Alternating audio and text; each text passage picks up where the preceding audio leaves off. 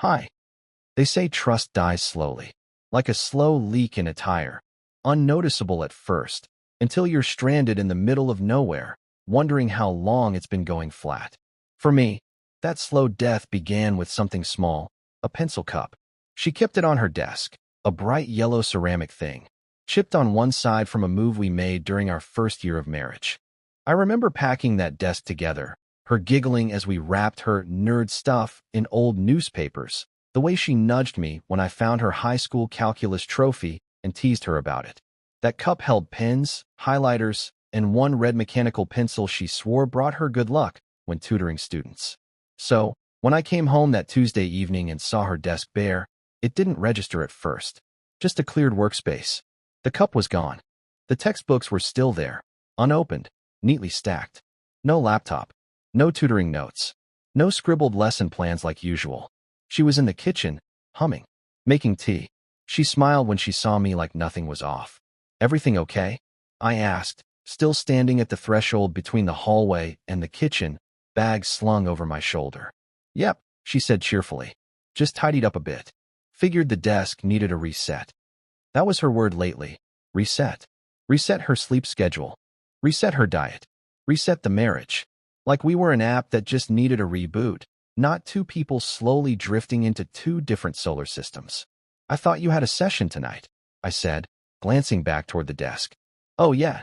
No, Dylan canceled. Last minute. Said he didn't need help anymore." Dylan. The kid she'd been tutoring for months? 6?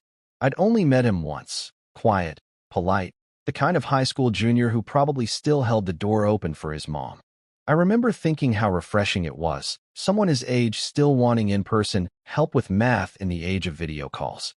She sipped her tea too fast, burned her tongue a little, and winced. "You okay?" I asked. "Yeah," she said quickly. "Just hot." I let it go. Not because I didn't feel something strange settle in my chest, but because I was tired of always being the one who asked twice. The next day, the red pencil showed up in the laundry pocket of her jeans. I stared at it for a long time, then set it on the counter beside her keys. She never mentioned it. A week passed, then another. We fell back into our quiet routines. Dinner, dishes, separate screens, separate thoughts. She started going out more. Not late, just enough to notice. "Study group," she'd say. "With who?" "Other tutors. Swapping resources. It's easier in person." She was careful with her words, but not careful enough with the details. Once, she came home in heels she hadn't worn in months. Another time, she came back without her wedding ring, said she'd taken it off while washing her hands and forgot it at the library. And still, I didn't push. Then came the night she didn't come back at all. It was a Thursday. I remember because I'd made salmon, her favorite, lit a candle, even ironed a shirt. It wasn't our anniversary or anything. I just wanted to feel close again. I wanted to try, but she never walked through the door. I called her at 8 o'clock. No answer. At 9 o'clock, I texted, "Everything okay?" At 11:47, I got a reply. "Sorry. Fell asleep helping Dylan with a project. All good. Don't wait up." That's all it said. No apology. No details. No mention of the salmon, which sat cold on the table. I didn't sleep that night. I lay awake, eyes fixed on the ceiling, trying to remember the last time she kissed me first. Or looked at me like she used to. Like I was still the answer to something she hadn't even known she was asking. She came home at 6:12 a.m., shoes in her hand. Hair messy, shirt wrinkled. I was sitting at the kitchen table. The salmon still in the fridge. She froze. Blinked. "You're up early." "No," I said softly. "I never went to bed." She opened her mouth like she wanted to say something, then closed it. Walked past me. Straight to the bathroom. The textbooks were still on the desk, unopened. Same place I'd left them the night before. Same page marked with the same post-it she'd used weeks ago. That's when the leak in the tire finally hit the rim. I didn't accuse. I didn't yell. I just watched. And waited. Because sometimes, the most painful truth isn't shouted. It's whispered in the spaces where explanations don't exist. She said he was just helping with homework. Funny how he spent the night. Funny how the textbooks never moved. That Saturday morning, I did something I hadn't done in years. I went into her tutoring bag. Not out of spite. Not even out of suspicion, really. I think I just needed to feel like I wasn't imagining things. Like maybe I could prove to myself that everything still made sense. Inside, I found loose pens, 2 notebooks, a receipt from a Thai restaurant, and a student roster, her regulars. Dylan's name was highlighted, circled even, with a note beside it, struggling. Be patient. It looked old, the ink faded a little. What stood out, though, was the receipt. Dinner for 2. Pad CEW. Tom Kha. Thai iced tea, extra sweet. I knew her order, that was it. His? I didn't know. I checked the date. The same night, she told me she'd been at the library with the group. I sat down on the edge of the bed, holding that slip of paper like it could still burn me. She was in the shower, humming again, same as that Tuesday. The same cheerful tune. Like none of this cracked the surface for her. We'd been married 7 years. We had our routines, our in-jokes, our little habits. I could tell when she was lying by the way her eyes moved. Not a shift to the left, like you might expect. No, she always blinked. Once. Long and slow, like she needed a second to remember who she was pretending to be. She blinked 3 times that morning when I asked, "So how's Dylan doing?" "Oh," she said casually, wrapping a towel around herself. "Much better. Grades are up. I think he's almost ready for his finals." Blink, blink, blink. That was it. That was the moment. Not the night she didn't come home. Not the pencil in the laundry. Not the dinner she missed. It was that third blink, like she'd forgotten the script for a second and defaulted to something too rehearsed. I didn't say anything right away. I drove to work, sat in my car, didn't go inside. Instead, I drove to the library where she said she studied with her group. Asked the front desk if they had any reserved rooms from the tutoring collective she was a part of. The woman behind the counter gave me a polite frown. "We haven't had study groups in months," she said. "That program ended in April." It was August. "Are you sure?" I asked, even though I already knew the answer. She checked again. "Yes. Last reservation under that name was 4 months ago. I remember your wife. She was always very friendly." Friendly. Funny word, that. I drove home slowly. Windows down. No music. Just the sound of my own heartbeat, heavy and slow, like it was trying to push something terrible through my veins. She wasn't home when I got back. Texted me. "Out running errands. Need anything?" I didn't reply. Instead, I opened her laptop. I'd never done it before. Not once. I believed in privacy, in trust, but something in me had shifted, not out of malice, but out of a need for truth. The screen lit up. No password. Maybe that was her mistake. Maybe she wanted to be caught. The messages weren't hard to find, not even hidden. Facebook Messenger, the modern confessional. Dylan's face staring back at me from a chat window. Young, barely legal. A grin that didn't know shame yet. The messages weren't graphic, but they didn't need to be. "Last night was perfect. You smell like vanilla and books. I couldn't sleep after. Wish you stayed. Next time, let me bring the textbook so we have a good excuse." The dates lined up with her so-called library nights. There were photos, not explicit, just her in pajamas, curled up on a couch that wasn't ours. His hoodie around her shoulders. In one, she was holding a textbook, still closed. The same one still collecting dust on her desk. She hadn't even tried to hide it. Not really. That's what made it worse. Not the betrayal, but the casualness of it. Like she'd grown tired of protecting me from the truth and just left the doors unlocked, figuring I wouldn't walk through. When she got home, I was at the table, just like that salmon night. Only this time, the laptop was open. She froze when she saw it. Didn't blink. Didn't speak.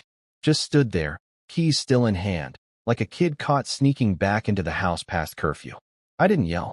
I didn't cry. I asked one question. Why? She sat down slowly. Exhaled. It just happened. You've been seeing him for months. I didn't mean for it to get this far. He's barely old enough to vote. He understands me, she said quietly. He listens. I didn't plan any of this. She said that a lot over the next hour. I didn't plan it. It just happened. I was lonely. I didn't mean to hurt you. But she never said sorry. Not once. I wanted to feel anger. To shout. To throw something. But all I felt was cold. Like whatever was between us had already died, and now we were just standing in the ruins, poking at bones. I think you should stay with your sister for a while, I said. She nodded. No protest. No plea. Just got up, packed a bag, and left. The textbooks never moved. And now, neither did I.